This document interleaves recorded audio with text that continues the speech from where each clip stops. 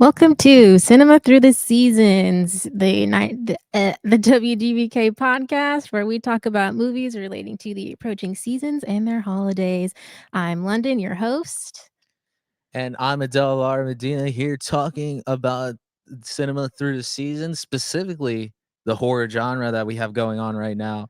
As today we talk about the revolutionary Psycho, directed by Alfred Hitchcock in 1960.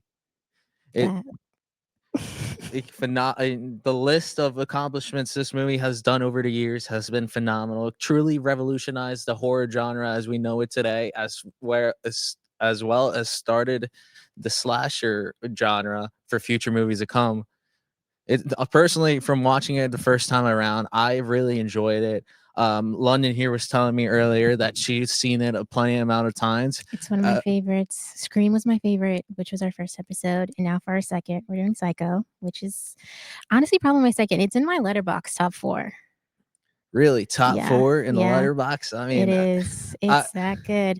But this was your first time watching it, yes? Yes, it was. It was phenomenal from the very beginning as we set the movie with Marion Crane and her boyfriend Sam Loomis together, and they're thinking about potentially getting married, and then that's where it starts to spiral around from Marion Crane, and next thing you know, she's working her job, and then she's handing a large amount of money, and I was at the beginning, I'm like, all right, she's handed this amount of money. She's lied she was sick and everything. But from watching it multiple times, like, can you explain to me why she wanted to take the money from beginning with? Because I'm still just as confused from like Yeah. the beginning. Yeah, for sure, for sure.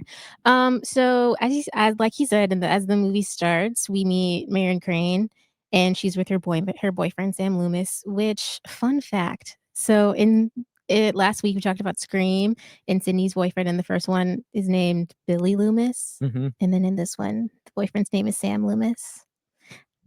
Get it? Yes, I mean, I listen. I was when I heard the name Loomis, I seen Scream probably a couple of times. Scream is one of my favorite movies of all time. Yeah, And then Billy Loomis, like when I heard the last name Loomis, my eyes kind of lit up a little bit. I'm like, same. I've never realized it before now, probably because I just watched them back to back. But yeah, a lot of Scream was inspired by Psycho because, like you said, it's considered to be like one of the first slashers. Um, but yeah, she's with her boyfriend Sam, and they're in a motel during her lunch break.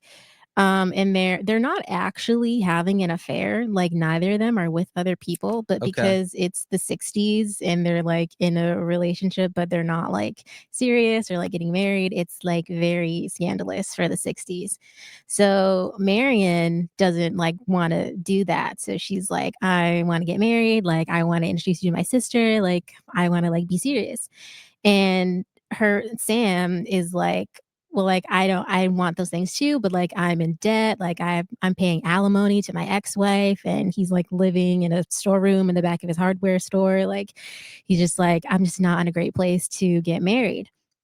So then she goes to her job. She's like a secretary at a real estate office or something, and her boss comes back from a meeting with this, like, old, like, creepy Southern guy, and he's buying a house for his daughter, and he wants to pay for the house in cash. Like, he just pulls out $40,000 of Hmm. cash, and the boss gets super freaked out, and he's like, "Whoa, like, you, like, write a check or something, like, why are you giving this to me in cash?" And he's like, I and the rich guy is like, "Oh, I never carry around more than I can stand to lose," or something like that, like, and he's really weird, and he's, like, flirting with Marion, he's, like, all up in her face, it's really weird.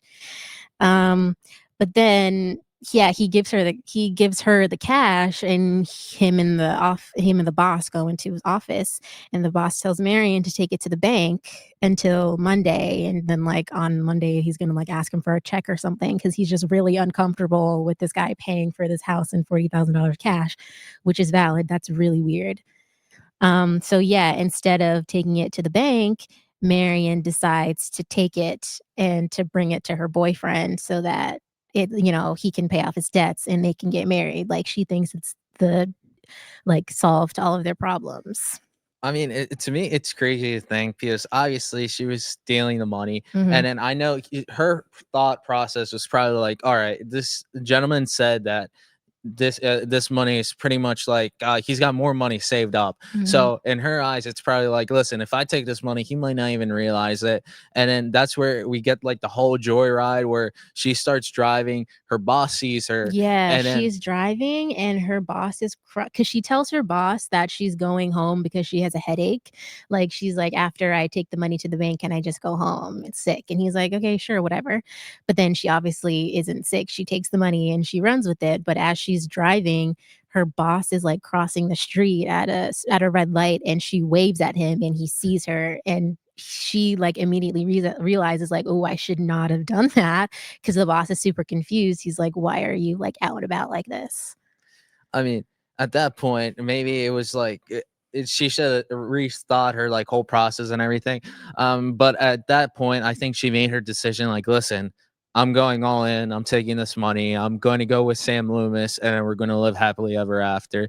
But then, as she's driving, she's pulled off to the side. She goes to sleep because she said she was tired. She was sleeping overnight. It's the following day, and then she meets a police officer that the Yeah. police officer obviously is going to stop by to check and see if everything's all right. But this is where it gets interesting.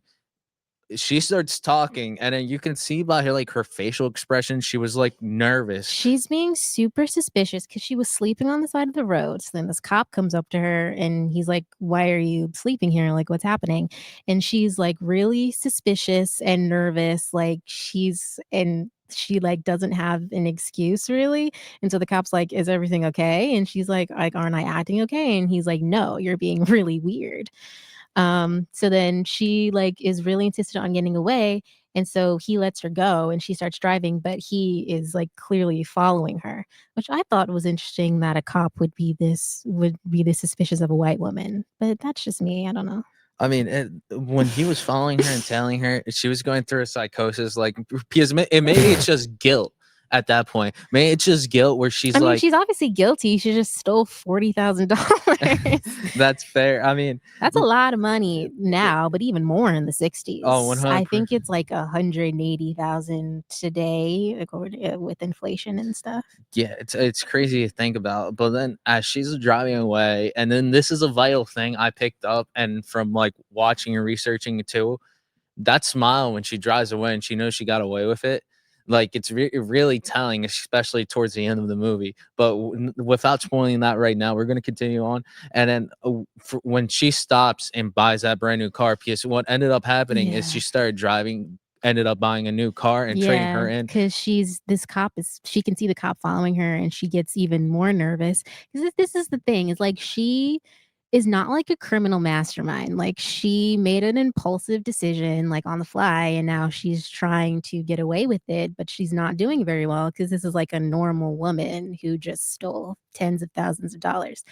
So, and that I think the film does a good job of like um establishing that, because then, like, as the audience, you can kind of, like, empathize with her as she's, like, doing this thing. Because it's like, well, to me, like I said, when she was talking to the cop and she was being so, like, n not she was such a horrible liar, like, it's an easy to be annoyed as the audience, but like I said, if you were in her shoes, like, what would you say, like, when a cop is Yeah, talking to you and you have $40,000 in your very tiny purse? But, I, yeah, so she sees the cop is following her, so then she goes to buy a new car, which is also not a great thing to do. Not very smart, but she goes to buy a car, and then with the car salesman, she's also super nervous and suspicious, and the car salesman is also like, "Are you good? Like, why are you being so weird?" He's like, "This is the first time, like, a customer has strong-armed the salesman," or something like that, like, he says that, like, twice.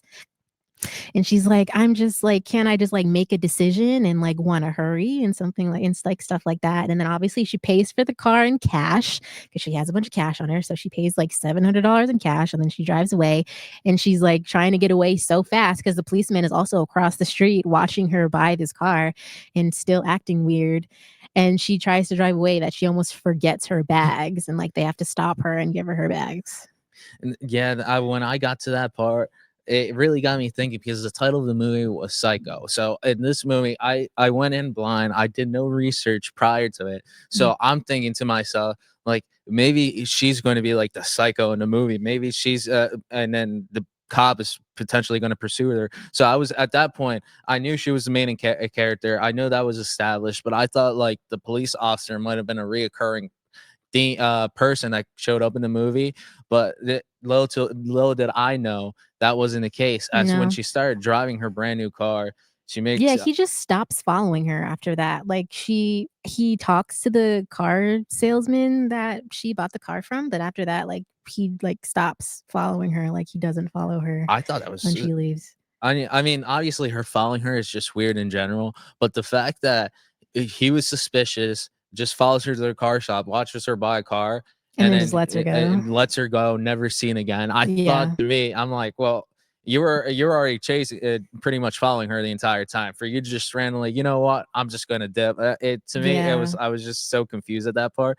But then it gets to a very stormy night at when she's driving through the highway, and then she makes I believe she got away from the highway. She got off at the wrong stop Yeah, because she of the said she rain. got off the main road, and that's how she comes across the Bates Motel. Yeah, and then this is where it gets interesting because in the Bates Motel, there's a gentleman called Norman Bates, which is the main uh, antagonist in this movie, as he is at the beginning he's the office receptionist as far as like checking in the person. So he's having a conversation with Marion, and then she gets a room. He's already kind of like, you can already tell something's not completely right about him, but he seemed really He friendly. Yeah, he's really awkward, but, like, he's still, like, really nice to her. So, like, you think he's, like, awkward, but he's still, like a sweet man, kind of. Yeah, and I mean, you when he gives her the key and everything, you're like, all right, this gentleman's just maybe like a little shy, or like you said, a little bit awkward when it came to the conversation. And then when he goes and talks to her again and offers her, like, you know what, maybe we should have supper because I have no one else to have supper with. You're hungry, and instead of you driving out in this rain, let's just like have supper together. And this is where it gets interesting because when that happens, Marion overhears a conversation between Norman and his mother, and the mother is a Yeah. big person in this movie. Yeah, because Norman and his mother live in a house, like, that's looking over the motel. So after he, like, asks her to have dinner with him, he, like, goes back to the house, and as the audience, we assume, like, he tells his mom, like, "Oh, there's a customer downstairs, and I invited her to, like, eat with us," and the mom, like, freaks out, and she thinks that, like that, like, she's gonna try to seduce him and, like, do, like, nasty stuff, and she, like, freaks out, and she, like, does not want her in their house, and, like, you can tell, like, she's really mean to Norman, and, like, she's, like, degrading him, and just that they do not have a good relationship. And then that's where it gets back to Norman coming down. Like you can tell, like he got chewed out by his mom. Like and then his head's down. And then this is where he hears Marion saying, "Listen, I overheard. I'm sorry if like I'm causing any trouble." And then that's where Norman flips it. She's like, "No, you don't have to be sorry about anything." And then this is where Marion still offers, like, you know what? Let's just have supper here. You already brought the food. Might as well just eat it here. And this leads into one of the most famous scenes with the interaction when they have supper between Loomis, not Loomis, I'm sorry, but behind Bates and Marion. And then this is where they sit in the eating supper, and then that's where she turns around and feels like an eerie vibe around the area, and then she sees like the crows on the wall and Yeah, everything there. Norman tells her that he does taxidermy, and there's a bunch of, like, stuffed birds around. They're in, like, a parlor behind the office of the motel, and he's got a bunch of, like, stuffed birds and stuff. Um, but they just do, like, small talk, and, he's like, "What are you looking" he's like, "What are you" like, she lies. First of all, she gives a fake name, and she says she's from Los Angeles. Um, and then I think he's like, "Where what are you looking for? Like, where are you going?" And she's like, "I'm looking for a private island," or, like, something like that. But then at some point, they get back around to his mother, and he mentions that she's ill. And Marion's like, "Well, she sounded pretty strong to me," which is true. Like you can, like I said, the house that they live in is not far from the motel, but like she's loud. Like you can hear her loud and clear from where Marion's room in the motel. So yeah, Marion's like, she didn't sound very sick. She sounded pretty strong. And Norman's implies that she's not physically ill, but more mentally ill. And so Marion's like, "Well, why don't you like, you know, put her in a hospital or a facility or something?" And Norman freaks out at this. He does not like the thought of that at all. Um, yeah, and she like, and this is kind of, I feel like you get kind of like a glimpse into like what's really going on and like how unstable he really is. Like when this, like he seems fine until they get to the topic of his mother, and that's when he kind of starts to unravel a little. I mean, yeah, you can see like the mask come off for a second. Like Hmm. this very shy, awkward man, suddenly he seems like a crazy man all of a sudden, especially when it comes involving his mother, because him and his mother, they have like a toxic relationship, but he still has like that mother son relationship where it's like, yeah, I understand, like we fight all the time and everything, but I still love her and I'll always defend her to the Yeah. very end. He's like, a boy's first best friend is his mother or something weird like that. Yes, that's where I thought that Marion should have just said, "You know what? Dinner's over. I'm Yeah. full. Time to go Have back." you seen those like boy moms on TikTok and stuff? I haven't seen them. Can you tell me a little bit more about them? Yeah, like there's this whole thing of like women who have like really weird relationships with their sons, specifically with their male children. And it's like this really weird, like intermesh like relationship. It's like this huge thing on TikTok. I haven't seen them like firsthand because I don't want to give those types of videos views, but like I see people like reacting to them and stuff. And it reminds me a lot of this. And they gets into that at the end too, when they really get into like Norman and his mother's relationship.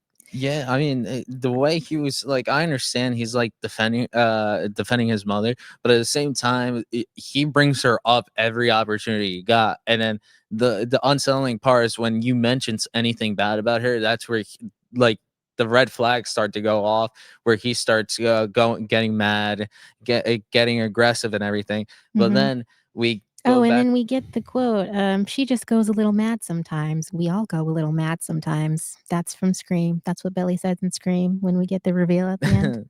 I mean, the reveal, similar to Scream, like it was one of the biggest plot twists. Mhm. I was listen. I seen so many movies where you kind of saw the twist at the end, but at the same time, like I thought something completely different. Like this is where we get to like the famous scene in the movie that everyone likes to talk about, the fantastic recording of it and everything. And then what do you think? I know it's the shower scene and everything, but Yes. the Now, shower scene in itself, or how it was cut as far as like the camera work and everything, to me was phenomenal. yes, we're getting to the shower scene. Okay, so they like finish eating, and then Marion goes back to her room. And when she's in her room, like, she's about to take a shower, and they show Norman, there's, like, a really, really tiny hole in the wall where Norman can see her from the office, so, like, it shows him watching her from the other side of the wall, which they show when she first gets there. They show that he kind of hesitates in, like, giving her a room, like, he's about to give her the key to room 3, but then he changes his mind and gives her the key to room 1. And he says it's like, just in case she needs anything, like she's right next to the office, but it's really so he can watch her through the wall, and it's really weird. Um, but then, oh, and then also she also decides to go back and give the money back and like take responsibility and stuff. Like she decides she's not going to run away anymore. Um, but so she decides the next morning she's gonna go back to her boss and give the money back and everything. But she doesn't get the chance to because this is when she gets in the shower and she's showering, and then we see like a shadowy figure from behind the curtain come up behind her, and then they pull the curtain back and it's someone dressed as an old woman and they stab her to death. and she dies. And like this is obviously the famous shower scene. I wanted to play the soundbite from it, but we can't do that because copyright. But it's when we get the shower scene and like the famous psycho like music cue. Yeah.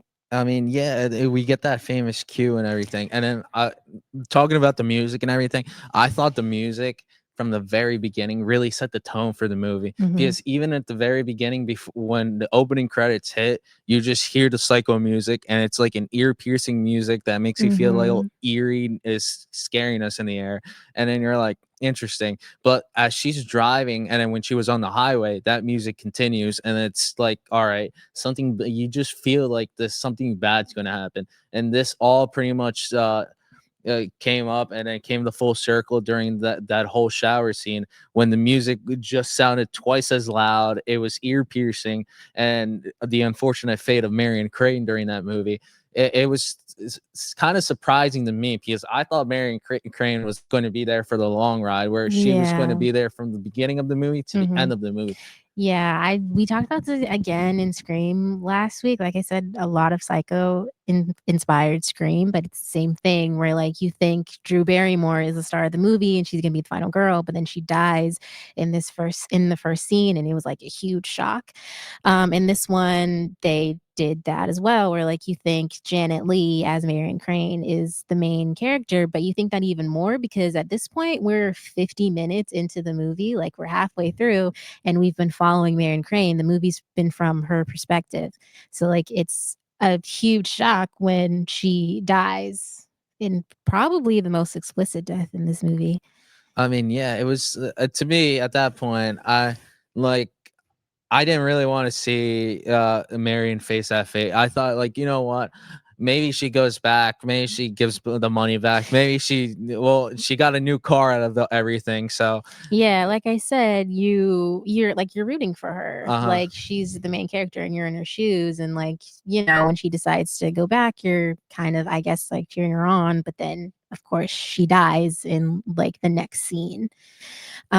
Which in this scene, first of all, Alfred Hitchcock apparently didn't originally want to use music in this scene. Like Hmm. he wanted it to be silent, but then the composer, Bernard Herrmann, yes, Yes, Bernard Harmon. yes, he kind of insisted on it, and then Hitchcock saw the cut of the film with the music behind it, and he liked it so much he apparently gave the composer a pay raise, which is very fair because he did a good job with this. He did a bunch of Hitchcock movies. I think he did like 9.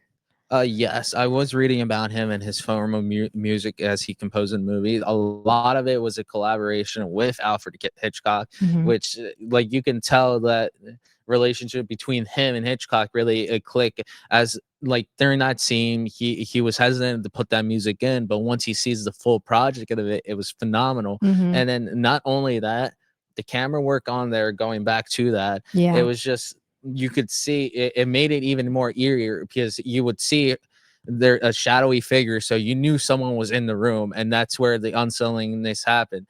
At first I thought it was Norman, because you're like, who else has access? But then you saw like a mothery figure, so you're like, Yeah, oh, it it's must like be the mother. someone in like I said, someone dressed as an old woman. Like, Yes.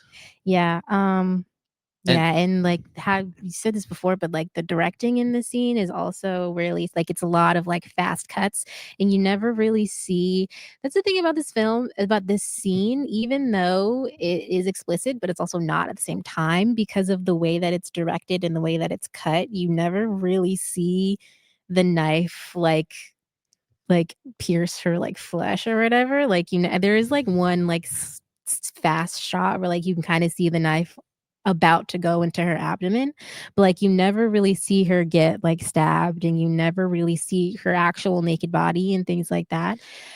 But because it was the '60s, it was still, like, scandalous for the time. yes, I mean, what was interesting about it, because for the most part, movies, and especially horror movies during that time frame, was like, when they would depict something as far as like violence and everything, you could see like the gore and everything. They would make a big deal about it. But then here, you kind of, it was elegant, or in the movie in itself, where you never really saw, like, at first I didn't even know she was getting attacked or anything. Mhm. I just heard the screams, and then that's where it cut off to at the final camera shot of her eye, and then it just slowly zooms out, and Mm. then you could tell like, oh, something's not right, something happened here, and that's where like the final scene of her dying and everything.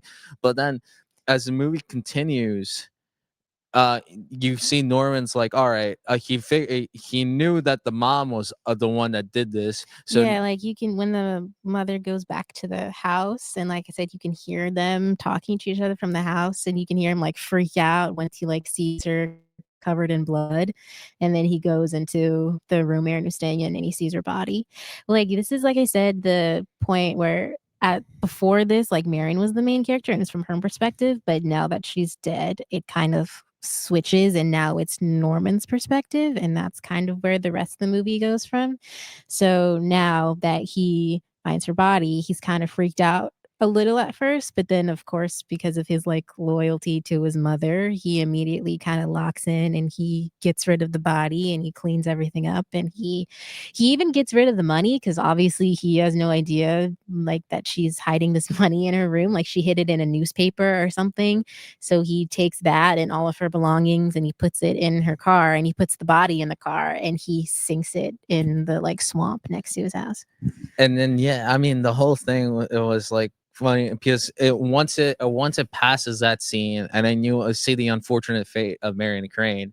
It cuts to like the um, the private investigator, and then this comes up to the brand new main characters in the movie with Lydia Crane, which was Marion's sister, and Sam Loomis, as they're discussing the disappearance of Marion because they've been Yeah. wondering where she was. Yeah, at this point, it's been like a couple of days since she disappeared, and her sister and her employer and the guy who she stole from, like everyone's like looking for her. And so the sister Lila goes to Sam, Marion's boyfriend, and she's like, "Is she here? Like, if she is here and she just doesn't want to see me, then that's fine. But I like just need her to tell me, like, I just need to see her." And Sam's like, "She's not here. I have no idea where she is." And then yeah, this private investigator comes in and he says that he's been hired by the rich guy that she stole the money from. And he's also looking for her, obviously. So then the three of them start working together to try to find her or find out what happened to her. It's just funny too when the private investigator came along too, where he was pretty much talking to everyone like he was pretty much like whatever he was thinking, he was just kind of out loud saying it. Yeah, he comes off as kind of an asshole in this first scene that he's in. Yeah, I mean, he, like you said, he just seemed like a terrible person at first, especially because he's like, you just see Sam Loomis worried, and then he walks out and he's like, I think he has something to do with this whole situation to her sister. Like he's not even trying to be discreet about Yeah, it. he He's just thinks very low of Sam and obviously very low of Marion as well. Like I said, like she's not a criminal mastermind and like she didn't like she was very impulsive, but she wasn't an expressly malicious person. But like you can tell like this private investigator guy kind of thinks of her that way. And like him and the sister butt heads a little. yeah, and then the sister obviously is just worried sick, and then this is where they go into like, all right, the private investigator decides to investigate the situation where Marion could possibly be, and she figured she must be. She was on her way to maybe see Sam Loomis, or if she's already there, she's probably in like some hotel room. And this is what gets him investigating each like motel, hotel, Yeah, trying to there's see if like they can find any suspicion, and that leads him into the Bates Motel, and then that's where him and Norman Bates interact for the first time. yeah, there's like a montage of him going to all of these like motels and like rooms for rent and stuff. And then he gets to the Bates Motel and it's very similar. This scene where the private investigator, Arbogast, I think his name is, it's kind of like questioning him about like who's stayed here. Has Marion been here? Have you seen her? Like showing her a picture. It's kind of similar to the scene where Marion is speaking to that cop on the side of the road. It's like because again, Norman is not a good liar. Like he's very suspicious, he's very nervous, he's stuttering a lot. But like I said, because it's kind kind of from his perspective now. Before, like in the first scene, you were nervous for Marion, and now in this scene, you're kind of nervous for Norman, even though you know that he was in on it and like he Yeah. knows what happened. But at the same time, like I said, because we haven't gotten to the twist at the end, you are kind of nervous for him, even though you're not supposed to be. I mean, at this time, I was watching the movie, and I'm like, you know what? I really hope they catch Norman Bates, because from like the beginning of the moment, from the moment they showed his character on the screen, I was in a the acting from Anthony Perkins was phenomenal, but the Hmm. character in itself, you could there was like, I'm not rooting for this guy. I really don't want Really? this guy to get away with it. Did you have opposite idea? Not that I wanted him to get away with it, but like I said, I think because it is now from his point of view, I think you kind of subconsciously have that feeling of like, oh, like what's gonna Yeah. happen? Like when he gets rid of Marion's car and he puts it into the swamp, there's like a moment when it's sinking in the swamp, and there's like a moment where it stops, and it's like you're like holding your breath, and you're like, is it gonna like keep sinking? Is it gonna stay there? Like what's gonna happen? And it keeps sinking, but like there's like a moment where you're like, and I feel like it's kind of similar in this scene, like I said, where it's like you like of course logically you don't want Norman to get away with it because he's in on it, but at the same time, because I think because the script and the directing, I think, is very effective in kind of getting you into his mindset in the same way you were into Marion's mindset in the beginning of the movie. It's funny how you said like you were holding your breath, because when the car was going down, you heard the little bubbles at the end, because they're like, is he really gonna get away with it? And then the bubbles were going off like slowly, and then it finally stopped, and then Mhm. that's where it showed him, where it's like he was relieved that I really got away with it again, because we're gonna towards the end of the movie, we come to find out like well, without giving the twist away or anything, that this wasn't his first time. Mhm. And then as the investigator is talking to him and everything, he just feels this unsettling nature, because he's having a conversation with him, but then he's trying to get something out of him by saying like, "Listen, did you see this lady?" And then Norman, like a stone cold killer, just pretty much says like, "No, I never seen them." But as Yeah, like I said, Norman's not good at this. He's very nervous and he gets caught in a lie. Like the investigator looks in his like guest book and he sees that he sees Marion signed the guest book, like he has like a sample of her handwriting. So he sees that she signed the guest book with a fake name.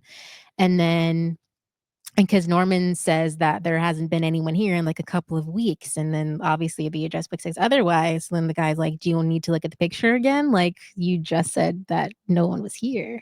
So this got the investigator really thinking, because he's like, listen, this guy's lying. Hmm. Maybe him and Marion have like some sort of connection. So he's trying to like get anything out of him. But then that leads into him like saying, oh, do I need a warrant for that? Because now this is where his suspicion really starts to go off, because he's like, listen, it's either you show me now, or I'm going to come back again, and I'm going to have a warrant to search around. So this is where Norman realized like, listen, I can't have him coming back and to investigate this further. So let's just let him like follow me around.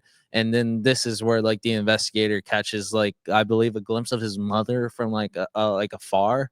Yeah. So Norman's about to let him like because he's about to change the sheets in the rooms or whatever. So he's gonna let the investigator like go with him in all the rooms. But then when they go outside the office, the investigator can see the mother sitting in like a window in their house. So he's like, oh, there's someone else here. Like, can I talk to her? And Norman's like, no, you can't. Like, she's an invalid. Like, you can't. Like, she's not well. Like, no one can see her. And the investigators like really like insistent on wanting to see her. And this, of course, flusters Norman and even more. And then Norman kind of lets slip that the mother at least knew that Marion was there. He's like, oh, Marion might have fooled me, but she didn't fool my mother or something like that. So the investigator's like, oh, so the mom met her? Like, can I like speak to her? And then of course Norman gets like really like stressed and he's like, actually, you need to leave. Like he kicks him out, which obviously again is not the smartest move. So then the investigator's like, oh, so I do need a warrant. And Norman's like, yeah, you can get that warrant and then get back to me. Yeah, and then as soon as he said that, this is where the investigator says like, all right, something's up here. I'm gonna be right back. So this is where he calls a Marion's sister, Lilia, and then they have that conversation. And then he pretty much confirms, like, listen, Sam Loomis had nothing to do with this. But I'm going to invest this further. I'm going to talk to the mother, even though Norman said not to. And this is where it leads him walking past the Bates motel and walking to the actual building where Norman and his mother live. And then Key just door was open, unlocked, walks in, and this is where it gets really eerie as the mother confronts him up in the stairs, and then it gives a really cutaway shot of like a camera angle where you really still don't even see the mother. Yeah, like I said, he goes up the stairs to see if he can find the mother, and then it cuts to an overhead shot, to where you can see the mother walking out of a room. But like I said, even like before in the shower scene where you can see it's someone dressed as an old woman, but you never actually see anyone's face. Like in the shower scene, they use a lot of shadows, and then in this scene, it cuts to an overhead shot of someone in like an old lady with like an old lady hairdo walking out of a room, and they sneak up on the investigator, and he falls down the stairs, and she follows him down the stairs, and she stabs him and she kills him. Yeah, I mean, it was like a very, I mean, the investigator, you really didn't expect him to die that way. However, Definitely not that fast.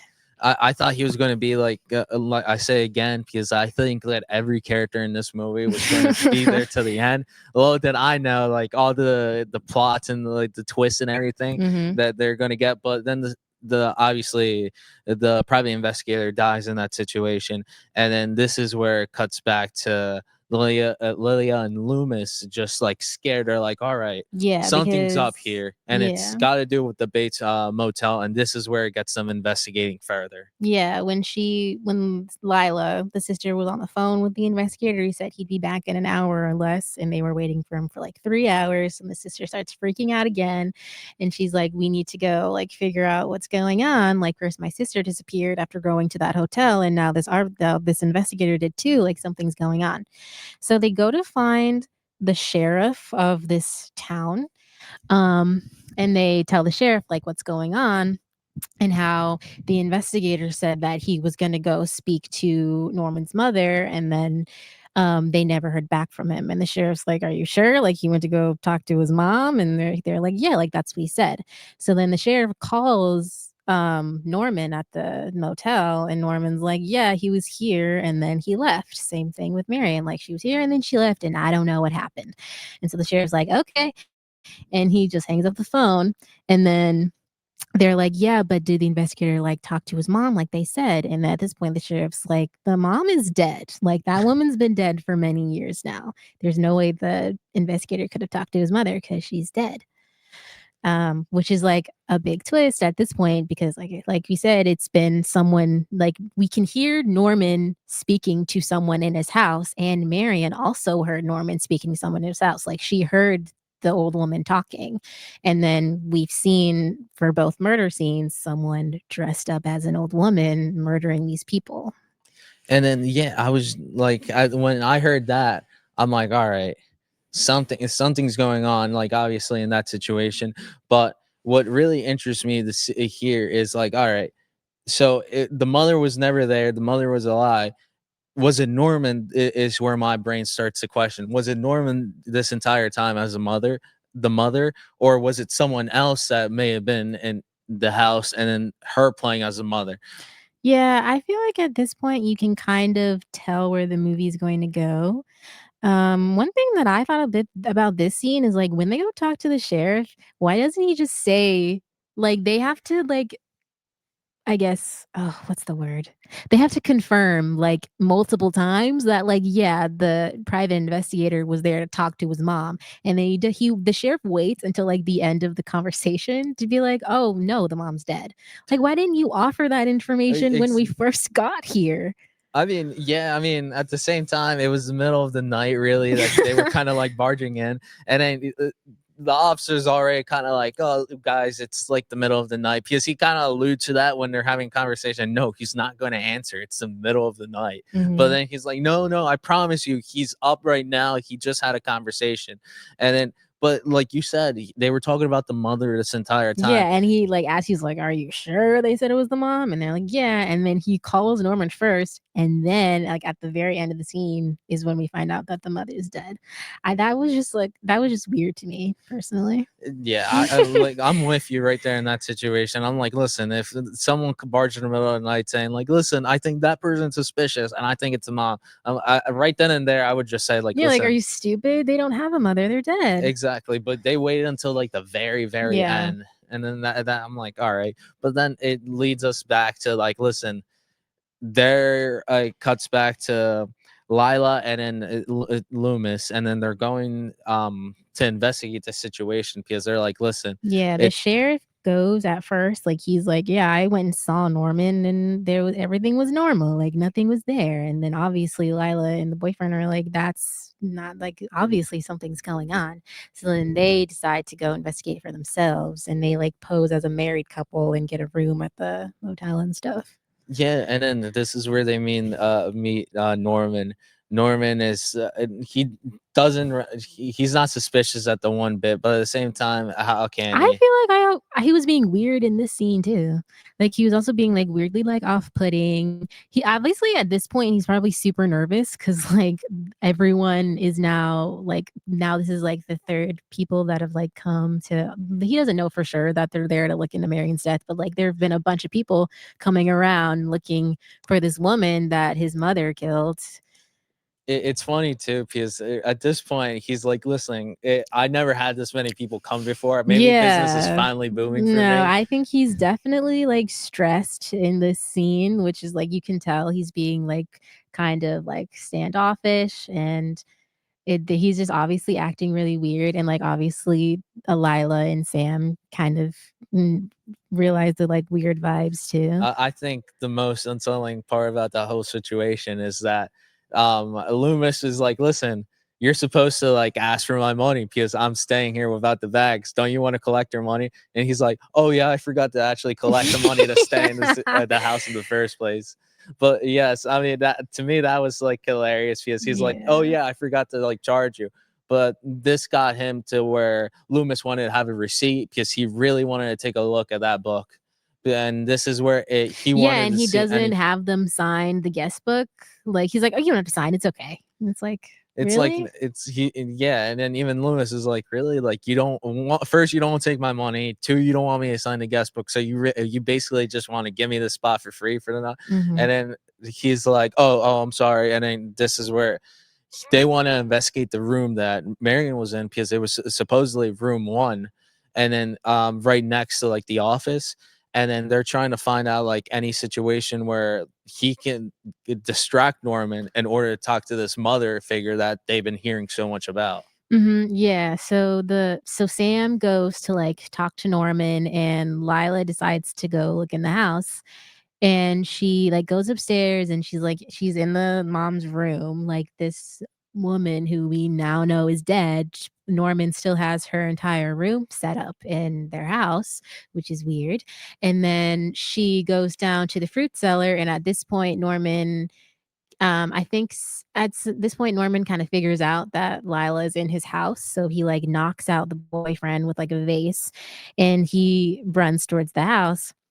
And at this point, Lila is in the fruit cellar because earlier in the movie, Norman puts his mother in the fruit cellar. And again, we can hear them speaking to each other, having a conversation, and the mom's like being super mean to him. But he like picks her up, and it's another overhead shot where we can see him carrying someone into the fruit cellar.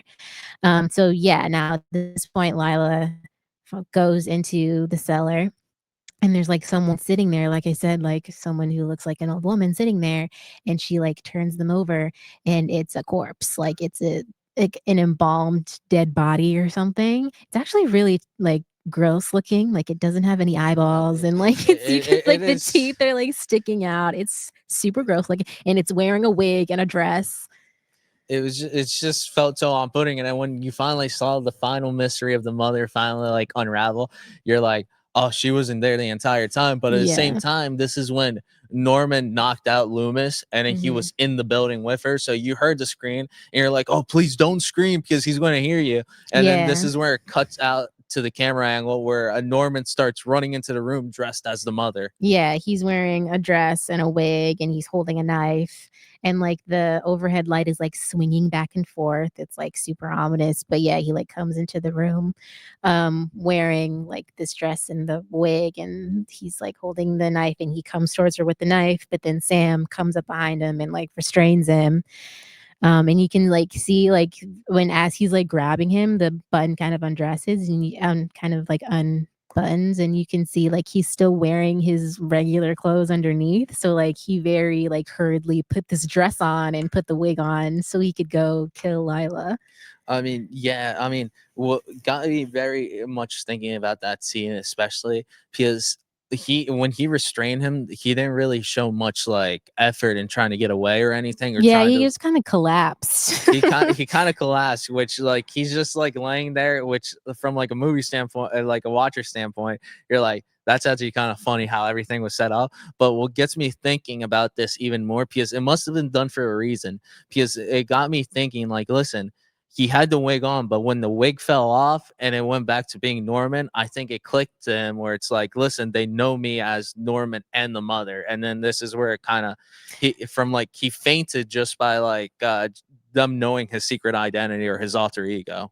I don't know if it's that. I feel like I said, at this point, like he's really probably really stressed. Like there's been a lot that's been going on in like a lot of in like a short amount of time. So like maybe just the mental load of like kind of the way he's been switching back and forth between him and his mom was kind of because that's what we find out at the end of the movie. So at the end, there's this psychologist or psychiatrist or whatever, and he's there like explaining to everyone like Norman and like the relationship between Norman and his mom, and they were really close, like I said, unnaturally, like inappropriately close after Norman's father died. And but then at some point, and they were like living in their house, like isolated from the rest of the world, basically. But then at some point, Norman's mom meets this man, and Norman gets so jealous that she's showing this attention to this other man that he murders them both, and he like poisons them. But then, because what the town thinks is that the mother killed herself and poisoned the husband. They think that the mother committed like a murder suicide and that she killed her boyfriend and herself. But then we find out it's Norman that killed the both of them.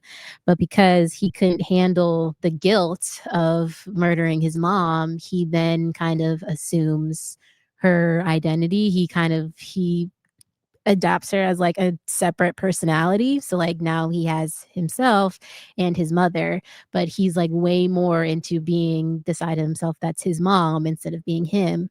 So they're every time that like we hear them talking to each other, it's Norman talking to himself. And I guess he just does like a really convincing old lady voice. And that's why Listen, like I'm not sure who was voicing like the mother, because I think it was a separate actor that voiced his mother, but probably some old woman. that was an A plus like voice Yeah, acting. like I said, in the beginning of the movie, Marion hears them speaking to each other, and she has no idea it's the same guy just talking to himself. It- and then it's crazy because then when you find out everything that you just said about it's him dealing with the guilt, him being a separate mother. There was a psychiatrist in the office of the police offices that pretty much confirms like everything you just said. But the way he was explaining it too, He was so extra. he was like, yes. It's Like like he knew he was in a movie. exactly. It felt like he knew he was in a movie because one, this poor girl, Lila's sister, is worried about her sister, and she's like, is she dead? Like, tell me, like, anything." Yes, she's like, did he kill my sister? And he's like, yes, but also no. Like, can you just like stop playing these games? Exactly. It's like really yes and no. Is she dead Like, or alive? And then that's where it's yes, like, no, she's dead. But yes, he killed her sister, regardless if it was his mother's personality or not. He killed her sister. You could have just said that. You did not have to play with her like that. exactly, like it got her hopes up, and then obviously she's worried sick about the sister. But then they finally find out the mystery, and then this is where it gets really interesting when someone comes in, a police officer is like, listen, the mother wants a blanket, can you bring this to the mother?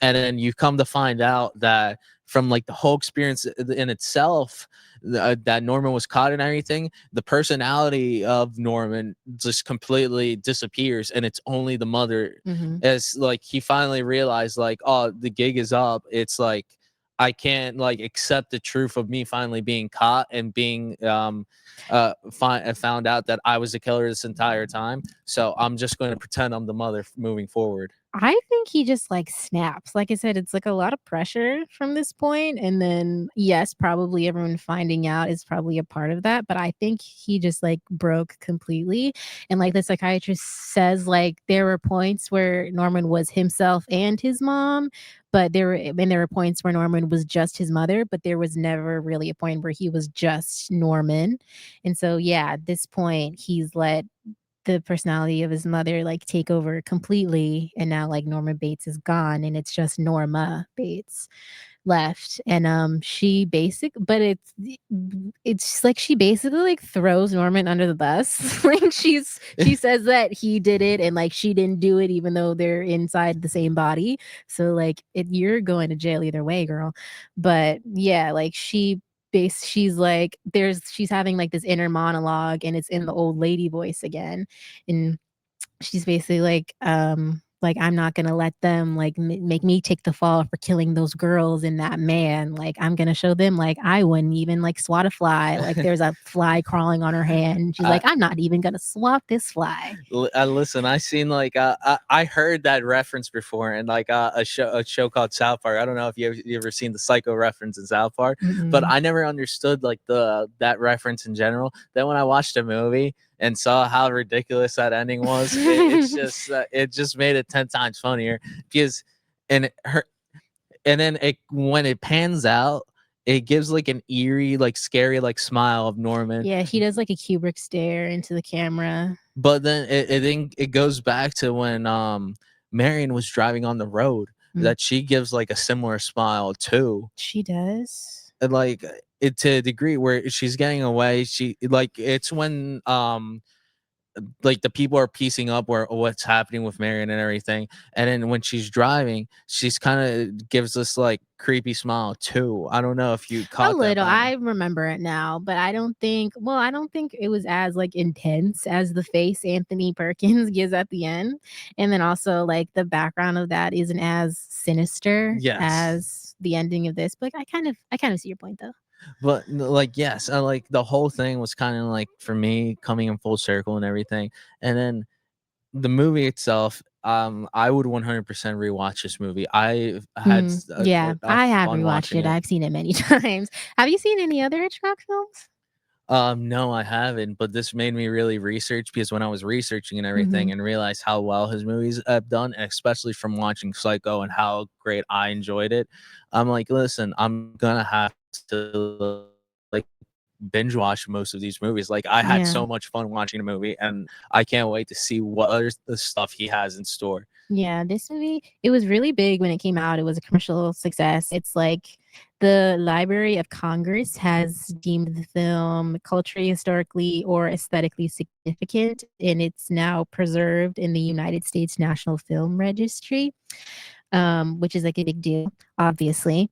But yeah, when it first came out in like 1960, the production company, they didn't want to make it at the time because it's based off of a book that was released a year prior. Um, but it's basically the same like plot. Like the plot of the movie is pretty faithful to the plot of the book. There's just like a few changes to like the characters. Like Norman in the book is less sympathetic and he's like a middle-aged like alcoholic or something and he like has to get drunk in order to like turn into his mother. And so they like made those changes, like I said, to kind of make the audience kind of empathize with him more until the end, I obviously. mean, and I was reading reports. I know, and I was watching YouTube videos also to try to like piece everything together because I just watched it. I wanted to piece everything together and everything that happened in the movie.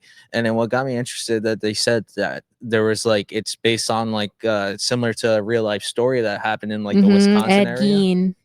Ed Gein, and it was by Alfred Hitchcock's like neighborhood or like town and everything. It was by the guy who wrote the book. It Oh, the was guy yeah, the guy who who wrote wrote the book. the what's his name? Robert Bloch.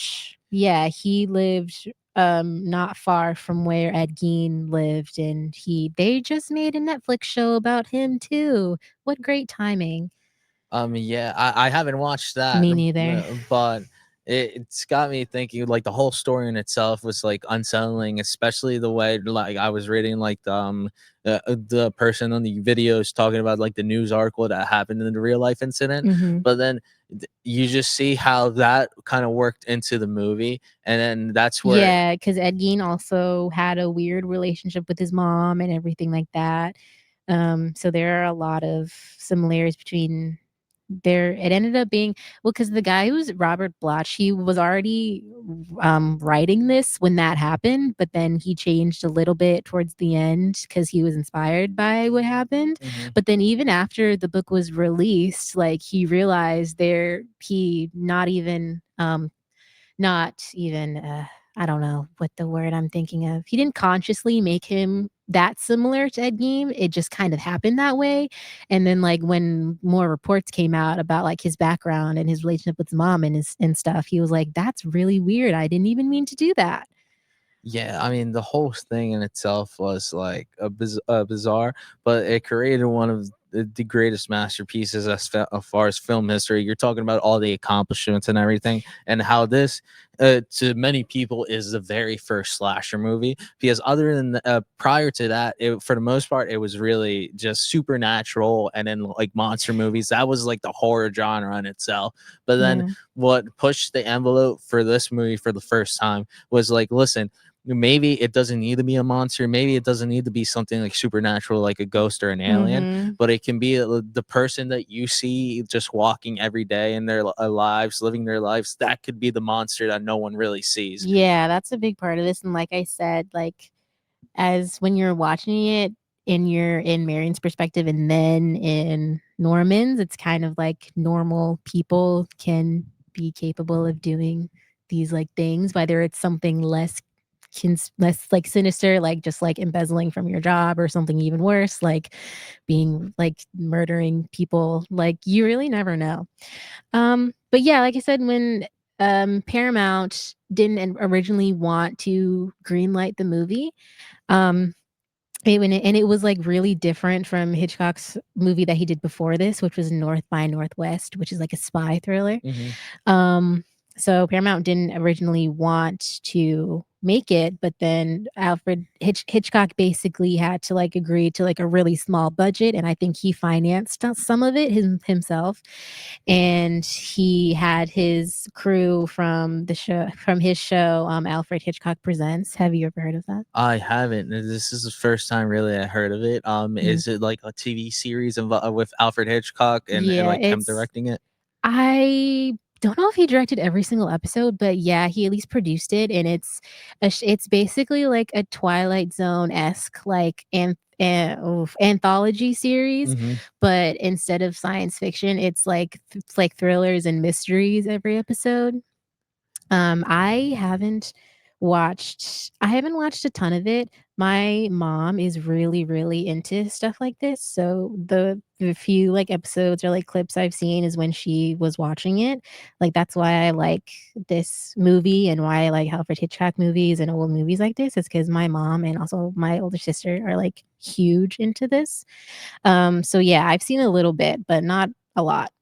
But yeah, he used his crew from filming that show, and it was like a small budget and everything like that for Paramount to eventually let him do it. Um, but it ended but it ended up being a huge success anyway. And then another thing is that when the movie came out, Alfred Hitchcock was like really, really it was really important to him that the twist at the movie was not spoiled at all. So like first of all, he had his assistants like buy up copies of the book so that Hmm. people can read the book and like see what the killer is, which is kind of crazy to me. Like you're gonna stop people Yeah. from reading the book. Yes. That's kind of wild. But then he also it kind this the movie kind of implemented scheduled movie times in theaters, because before, what movie theaters would do, what they would basically have movies like just running all day, like on a loop, Yes. and then people would just come in whenever they want and like just watch whatever of the movie was left, and then they could wait till the movie restarted and like watch what they missed, which sounds really insane and like a really inconvenient way to watch a movie. Like that sounds terrible. Yeah, it sounds absolutely horrendous as far as like watching. Could Yes. you just imagine like Like, you I'm walk gonna in, walk into this movie and it's already halfway done. Like, I don't wanna watch or it even now. even worse, like you walk into the movie and then the ending is just spoiled for you, so now Yeah, you got like, to you see the end rewatch the whole. first, and then you have to watch the beginning, you already know. It's like it does not sound like an efficient way to run a theater. So, basically, but for this, Hitchcock, like I said, it was really important for him that no one saw the ending, or, like, no one knew who the killer was. That's So he had this thing where he wanted a scheduled time for the movie to start, and if you were not there by that time, they would lock the doors and you mhm. were not allowed in the theater, which, like I said, was like a really new thing. And like movie theaters were like really, really hesitant to do that because obviously they thought like they would like lose money, like people wouldn't be there for the scheduled time and they would lose money. But because he's Alfred Hitchcock, that he got them to do it anyway. And so it was a big part of the like advertising of the movie, where it's like it's starting at this time, and if you're not there, you're not getting in. And it ended up working out. Like people took it seriously and they were there at the scheduled time, and like they were lining up outside the theater, which was good for business for the theaters. Obviously they made a lot of money.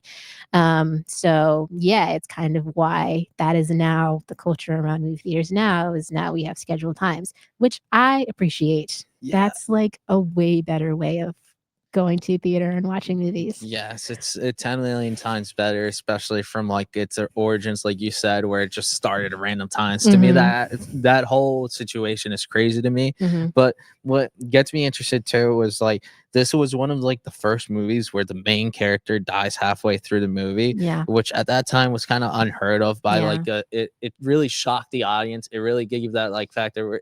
That's probably why most he wanted to keep it a secret as much as he did, because he's like, listen, you're going to go through halfway through the movie, you're going to experience this person as the main character, then we're just going to change it on you completely, and not only that, we're going to give you that twist at the end, which for an audience that never experienced that for the first time, them experience it must have been like the greatest thing ever. It just the movie came out in 1960, and then right now it's 2025. I watched it for the first time, and then the experience I felt from watching the movie was just like it's a roller coaster that's really lives the test of time, and that just shows how great of director Alfred Hitchcock was, and how his legacy really revolutionized like the film industry in the whole. Um, to me, and then we were talking about like spoiling the ending, which got me thinking about. I remember you talking prior that you did the Scream movie last week. Mhm. Um, I remember reading articles and everything when this is about the Scream movie, and then one thing that happened was the character that plays Billy Loomis in an interview actually gave away the ending, and he had to call the press and his press for the movie in order to get that interview canceled and off air. But there's a small period of time where they were trying to keep the mystery of like the two killers in the Scream movie as secret as possible. I did not know that. And then yeah, and then they were trying to keep it as secret as possible. And then he in an interview actually said like, "Listen, I'm playing a killer." And then he's like, "Oh, I'm not supposed to say that." So he made a phone call and got that interview completely taken off air. Which talks you're talking about keeping the whole spoiler like a secret and everything. I Mhm. thought that was like fantastic, where they took inspiration from the Psycho movie, and then like there's a lot of stuff that really like happened throughout like the course of both movies where they were Mhm. completely similar. Yeah, I had no idea. That's kind of funny. That's kind of fun. That was probably really stressful for Wes Craven. But yeah, and then there is a bunch of sequels, and then there was a remake in the 90s. Did you watch any of those or no? I didn't watch any of those, You didn't however, miss anything. The I sequels are not great. There was 3 sequels, and none of them were made by Hitchcock because he was already dead by then. So they're still starring Anthony Perkins, but, they take place like after Norman gets out of the like psych ward or whatever. But like I said, they're not great. I think Perkins also directed the third or fourth one he directed himself. But they were not very good. They were no, they were not very I good. mean, there's really only one Alfred Hitchcock, and you really saw his brilliance in that first movie. Oh my But god, it's like the Scream movies too. The Scream sequels also are not great. you didn't like the Scream sequels, like Not many of them. I said this in the last movie. Me and Corey agreed that the first one is the only one that's like genuinely almost perfect. And then yeah, the remake was annoying to me when I first watched it simply because it's a shot for shot remake of the original and I don't like that. I don't like that. yeah, I mean, at that point, it's really just copy and paste. Yes. Yeah, it's just they add like a few like new things and like one like new scene that was really unnecessary anyway. But it's like if you're gonna remake it, like don't take it so literally. Come on. Yeah, I mean, like you said, like it would have been fantastic to see like that whole universe and then the character of Norman Bates, played by Anthony Perkins, to be like continued on, but with like a whole like trilogy with fantastic movies one by one. But it's kind of expected because if Yeah. it's not directed by the same person, you could see that. But like the You acting don't in this yeah. movie by And they Perkins was didn't A1. yeah, Anthony Perkins was really, really good in this. It's like his most well-known movie, but so much so that he started getting like typecast after. But yeah, they didn't need the sequels, and if they wanted to do a remake, they should have tried harder than that one. But yeah. So, final thoughts? Final thoughts. So, the movie of Psycho was a really much a joyride for any first time watchers. I really recommend like just like seeing it blind without researching anything or just Well, it's watching too even the late if you're trailer. watching this. Well, I mean, like me for the first time. Well, yeah, that's true. But even if you haven't watched it or watched it plenty of times, Obviously, still listening or watching a podcast about it does not compare to actually watching it. You should watch it oh, if you haven't watched 100%. it. Like watching it is just And then watch Scream, and then you can compare and contrast them. oh, you 100%. And then if you haven't watched Scream yet, I don't know what you're doing because that movie is cinema masterpiece. Yes. But yeah, that's episode 2. Now, first 2 episodes, and we got to talk about my 2 favorite movies because it's my podcast and I can do that. But yeah, that's our show. Thank you to all who listened and or watched. This was London and this was Edel Lara, and we're signing off. You guys have a beautiful night and stay blessed. Tune in next week.